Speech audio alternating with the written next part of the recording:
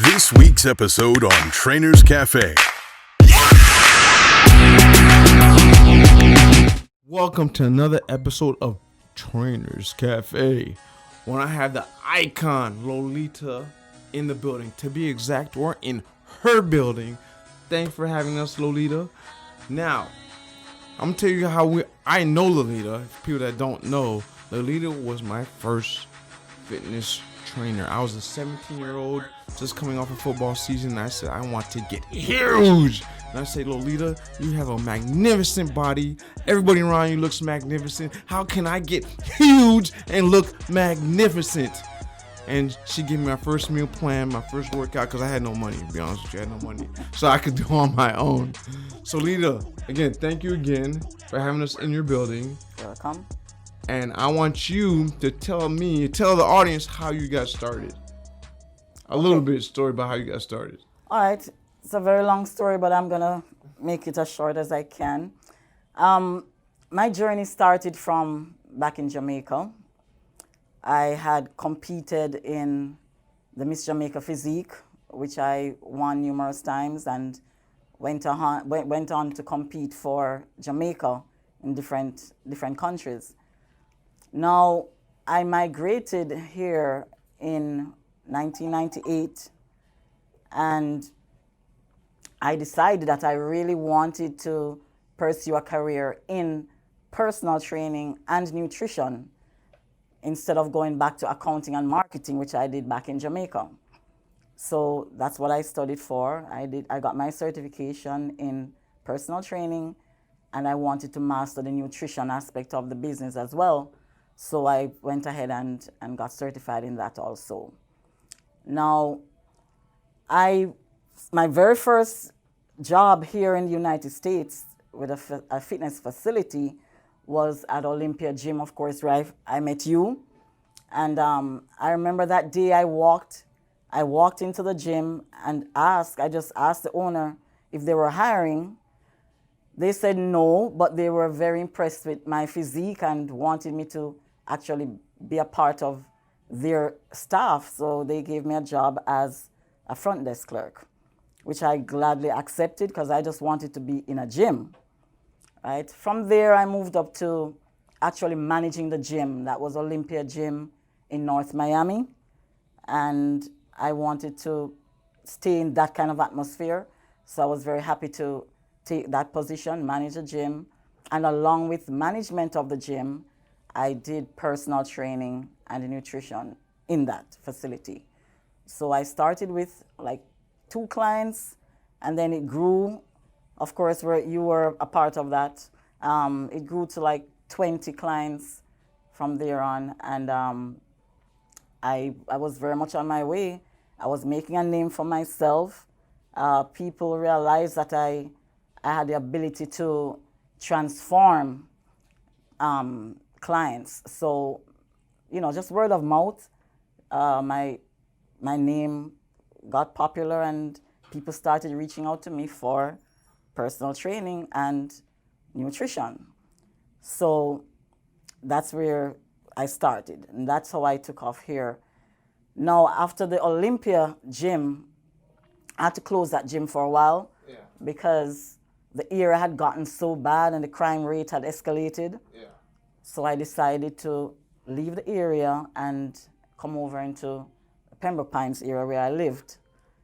So I came to this gym, Platinum Fitness, of course, and I told them of my experience that I had with gym ownership, and they told me, okay, they would love to have me. So they took me on as the head trainer here at the facility, and my success in transformation again, people saw how my clients were really changing, and they admired that, and they realized I had the formula. So they started gravitating towards me. So more people were asking me to train them, and people were asking me to do their diets, and people were just rolling in. People were calling me, texting me for help. And that's how I really took off as a coach and nutritionist. So people may not know, how many years have you been in the business? I have been in the business over 30 years now, over 32 years. 32 years. 32. Icon. 32 great years. That is awesome. That is awesome to be in this business because there's many ups and downs in training business as I've learned on my own. Now, for the young trainers that are getting started, how do you retain clients? What's your 2 things they could take from here about retaining clients? Because one thing to get them, but to keep them, Yes. or keep it the word going. Okay. So, word of mouth is very, very important. And I've noticed that, right now with my business, it's word of mouth and social media. Yeah. That's really keeping me, alive. And I would say, if you're good at what you do and your work shows and you get results, you need to put it out there. You need to let people see, make it visible that you know what you're about. So you advertise, right? You make sure you get out there. Social media that's free advertising right there. Yeah. You don't need to spend a cent, right? So you put your transformations out and let people know that you're capable of doing that and pulling them in. And then encourage your clients to post and encourage your clients to tell others about you and spread your name and just refer people to you. Okay. And so that's what has been really working. Referrals, social media. Now, for young trainers, some trainers are just all about the money. And it's very important for trainers to realize that you have to develop a relationship and a rapport with your clients. Yes. It's not just taking their money, Yeah. handing off their training or their diet and leave them there. You have to keep in touch with them, encourage them, motivate them, send a little message to them. It doesn't have to be anything long. Yeah. Just an encouraging word on a daily basis or weekly basis, and let them know that you're very much caring and show them that concerned. you care. Yes. Show them that you care. Yeah. If you didn't know, Loleta used to let a lot of us young guys work at her gym for a ridiculous discount. I doubt she does that now, but That was like a giveaway. yes. Hey, do you mind saying the number? Do you mind me saying it back then? You can. So I got a gym membership.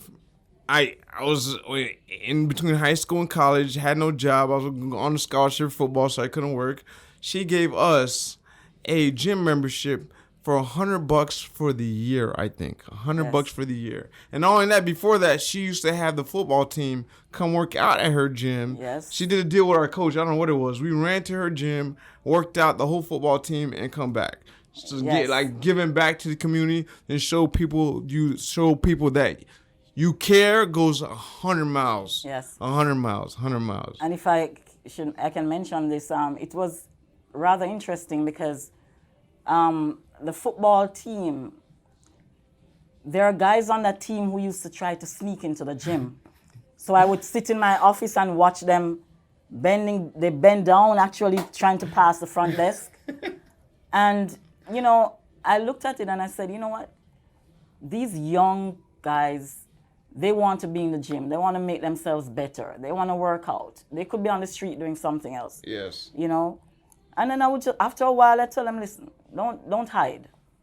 Just come in and let me know you want to use the gym. Then I would just let them go, let them train. Because the gym is just iron. What can they break? Yeah. So, it really wasn't taking anything from us to do that. Yeah. So I accommodated them and they came in and enjoyed their workouts on a daily basis. Yeah, and guys to this day still talk about Loleta and refer many people to Loleta, whatnot. Now, here's another question. How did you decide, because there's many avenues you go with this fitness industry, how did you decide what the type of clients you wanted to work with? And this is my niche. I'm going to work on fitness competitions and whatnot with clients, or just clients say, you know what, that's what I want to do when they come to you. Okay, that's a very good question. I started, the contest prep was something that came later because I was just I was focusing on the whole transformation of people, weight loss, really making them a different person physically, health-wise, in mentally, In every way, I wanted to transform. So that's what I was focusing on. Then at the end of some people's transformation, they asked, because they knew I competed, for years, they asked me if I could get them ready for a show. So the very first people who asked me that question, I was a bit doubtful. I was like, okay, do I really want to get into the contest prep? But I did. I said, okay, let's take it to the next level then. You got your transformation, you like what you see, let's take it to the stage. And that's what we did.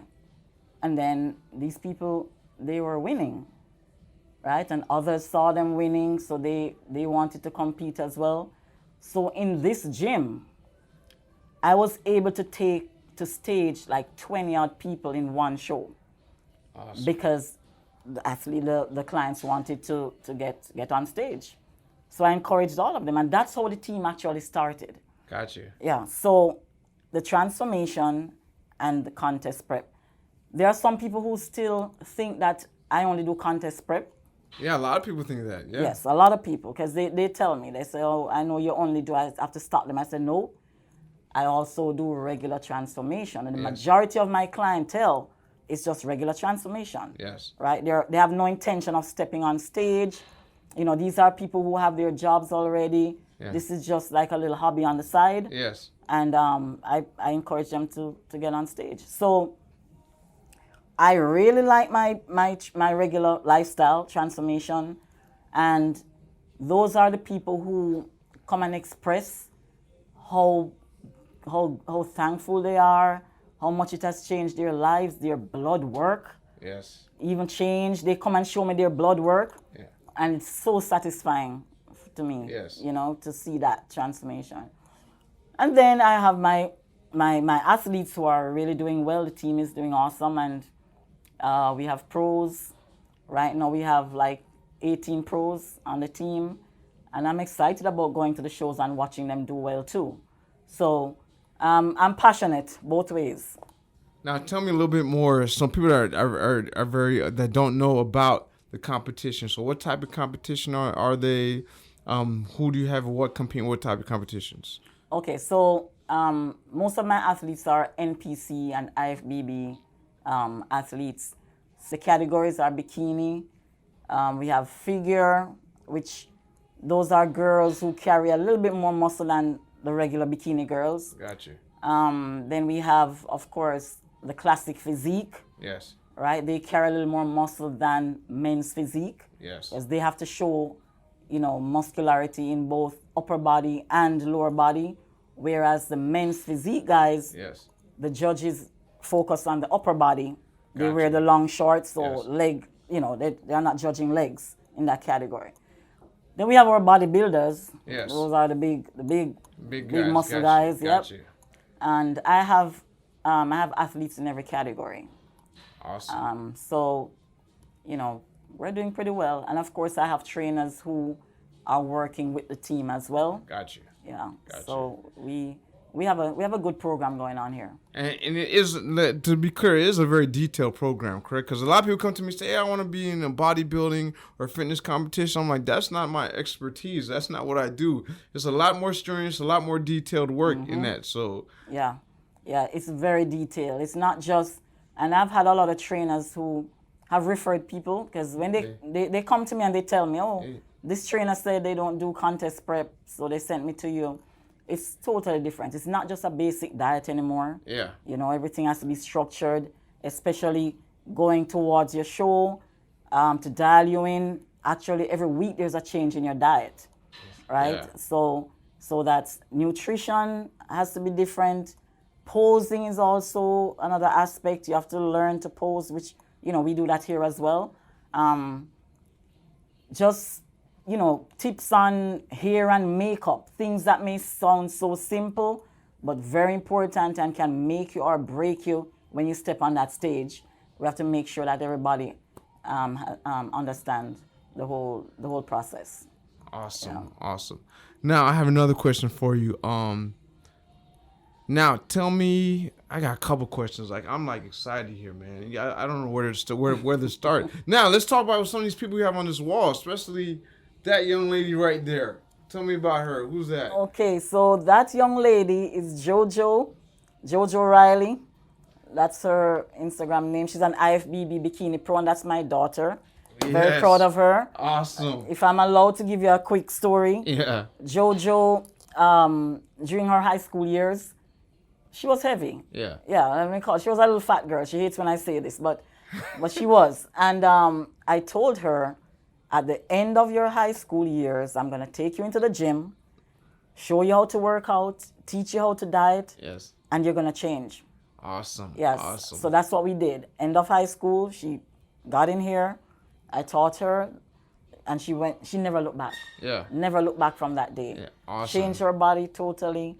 Left her friends who, were pulling her the other way. Yeah. And now she's a bikini pro Awesome. and placing in the top. That is amazing. That's Yes. amazing. Proud of her. Yes. She's also my assistant. She manages a gym here Okay. as well. Awesome. Now, speaking about managing the gym, now in being in a man's world and being a black woman, starting from the front desk, nothing to owning and running gyms. How was that experience? Because I know you got a lot of feedback from males from all nationalities. So tell me a little bit about that. Yeah, well, it's my experience. There were some here and in this area, because when I just started here, this was dominantly a white area. Yes. And people would walk in and ask, "May I speak with the owner?" And when I told them I was the owner, they were shocked. They would, their facial expression said everything, like, "How can you be the owner?" You understand? Yeah. So I was facing a lot of that. There were people who actually tried to tell me or lead me into their style of running a facility. Yes. Which, I told them I had years of experience doing that. So I made my mistakes, and I watched people make their mistakes, so I knew exactly what to do and what not to do. So I wanted to stick with my way of doing things. Awesome. And that's exactly what I did. And it has been a success. Awesome. Yeah. Walk your path, baby. Walk your path, baby. No matter who says what, walk your path. Tell me your funniest training story. I really can't say I've had a lot of funny training stories, but just recently, and I'm gonna share this, because of the COVID experience right now, and people have to be wearing their masks. I was actually training a client, and this just happened like 2 weeks ago, and I instructed my client to do an exercise, and she actually told me she couldn't hear me because her mask was on. What? She had her mask on, so she couldn't hear me. Bro, what are you talking about, man? I found that so funny. And, actually, I posted that on Instagram, not hearing because she had her mask on. And there were people who actually responded to that and told me it has happened to them. So then it wasn't funny to me anymore. I started wondering, what's the relationship there with having a mask and not hearing? Yeah. But quite a few people told me it has happened. Wow. So that's something we need to look at. That's it. I understand they can't hear me. If can't I am hear wearing me, my mask. Yeah, Yes. you can't hear you. But No, but she told me she's wearing her mask, and so she couldn't hear. Yeah. Wow, that's crazy. That is crazy. That is funny. I would have found that funny. It was funny. I laughed, and then I asked her, "Is that what you really said?" And she said, "Yeah, she can't hear with her mask on." All right, now, Loleta, I also want you to tell me 2 of your favorite exercises in the gym and out the gym. Okay, so in the gym, and this is gonna sound weird to people, but I started bodybuilding because I was so skinny and hated it. I was like 112 pounds, didn't like it, and I really wanted to build up. People told me, when you have your kids, you're gonna gain weight. I had both my kids, didn't gain a pound. So I said, okay, gym, here I come. I'm gonna go bodybuild. When I walk into a gym, if somebody tell me, okay, just do one exercise, you have a choice, just one exercise. That exercise is shoulder press. Okay. And most females will probably say squat, Yeah. or something with the glutes. Yeah. But for me, it was always shoulder press because Yeah. I like to see full shoulders. Yeah, I remember Yeah. that in my workouts. I'm like, why I got so many damn shoulder presses? Yes, What is that yes, about? Yeah, yeah. Okay, all So right. shoulder press, the military press, both front and back. Okay. I'll do that all day. And what about outside the gym? Since a lot of people Outside the gym, Yes. it's power walking for me. Okay. Yeah, I don't jog. I've never jogged. I like to power walk, and I think I get the same results. Yeah, I got you. Okay, awesome. All right, now, Loleta, how can people reach you? Because again, people are always asking me about bodybuilding, fitness competitions. And I'm like, that's not my expertise. If someone want to reach out to you, how can they reach out to you? Okay, so I do online coaching as well as here at the facility. So Body by Loleta LLC at gmail.com. That's my email. People can reach out to me. My Instagram is Body by Loleta, and you can always DM me, or I give people my telephone number with no hesitation. It's 754-423-1853. You can shoot me a text or you can call me directly, and people have full access to me. Okay, awesome. And what upcoming events are you part of, your team's a part of, that you want to share with everybody? Yes, well, the season has started late this year, obviously because of COVID. So in 2 weeks, actually, we'll be heading to the Tampa Pro, where I'll be taking 6 athletes to do their, 3 of them will be doing their pro debut. The others have competed before. And we're hoping to, it's a very big show, but we're hoping to create an impression there. Okay, awesome. Yes. All right. And after the Tampa Pro, then we'll be traveling to Pittsburgh. Now, this is if this whole COVID situation allows that and they're not canceling shows. We'll be traveling to Pittsburgh, hopefully New York, North Florida. Okay. And awesome. here in South Florida, we'll be doing some shows as well. Awesome. All right. Yeah. Loleta, Team Loleta is taking over, baby. They are taking over, baby. All right, Loleta. Thank you for having us, and we'll get you again on the show for future episodes. Show us some of your teams. You guys have like a team workout. I seen online, like you guys have like a squat competition or deadlift competition. No, we have it's the gym. It's a BBL lift party. Gotcha. Yes, Okay. So it's a lift party where we ask like a celebrity to come in. The last year we had Lucky Libra. Okay. Hosting it. This year the year before we had Lucky Libra. Okay. Last year we had NDO Champ. Okay. And he really lit up the spot. And we're trying to see, who we're gonna invite this year. Okay. So we have different competitions: squats, deadlift, push-ups, pull-ups, Okay. bench press that All right, night. Awesome. Free food, music. Oh, and we're everything. there. Oh yes. We're there. Yeah, Free it's usually food. full. It's packed here that night. Yeah, Trainers Cafe, we're in the building. We're in the building that night. Most definitely. Gotta be part of that energy. Gotta be part of that crazy energy.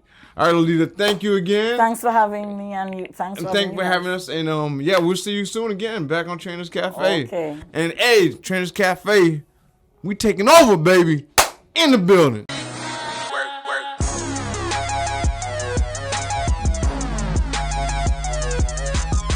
Welcome to Trainers Cafe, where I'm here with Julie, the famous Iron Babe, or is it Baby? Iron Babe? Iron Babe. And Julie is here giving a testimony to Body by Loleta, because Julie, don't mind, stand up for it. Let everybody see how awesome she is. IFB Pro in the building. And she's going to tell who got her in this magnificent shape. So my coach Loleta, shout out to her. She's the one that helped me bring my body to another level and bring it to competition to become an IFBB pro and really hang in there with the big dogs in the fitness industry. So yeah, shout out to her. Now, what made you decide to pick Loleta? Well, I searched for coaches for about 2 years before actually picking an actual coach.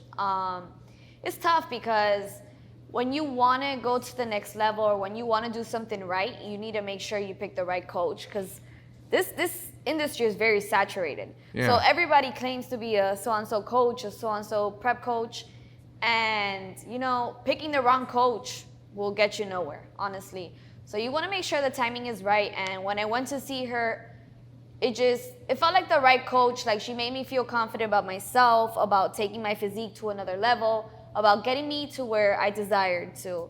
And I picked the right coach. I did. I felt that connection with her when I went to see her.